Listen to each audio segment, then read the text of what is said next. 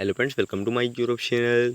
और किस आज हम बात करेंगे Oppo F9 and F9 pro के बारे में। और किस आज को हमारा टॉपिक है Bluetooth connectivity settings, tips and tricks. तो किस प्रकार से कैसे अपने फ़ोन में ब्लूटूथ कनेक्टिविटी सेटिंग्स को यूज़ कर पाएंगे। तो कैसे वीडियो को आखिरी तक देखिए एंड समझिए। एंड अभी तक आपने हमारे चैनल को सब्सक्राइब नहीं किया है तो प्लीज़ सब्सक्राइब कर लीजिएगा, बेल आइकन वन प्रेस कर लीजिएगा एंड वीडियो को लाइक शेयर कर लीजिएगा। तो फ्रेंड्स, बात करें टॉपिक पे, तो सबसे पहले आप अपने फ़ोन में देखिए, सेटिंग्स ओपन कर लीजिएगा एंड यहाँ पे आप आइएगा ब्लूटूथ वाला ऑप्शन पे।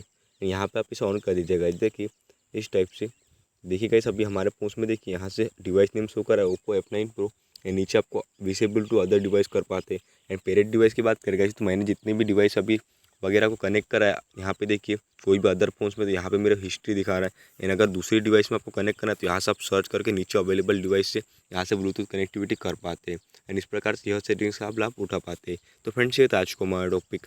उम्मीद है फ्रेंड्स आपको वीडियो पसंद आएगी। आज के लिए बस इतना ही। Thank you.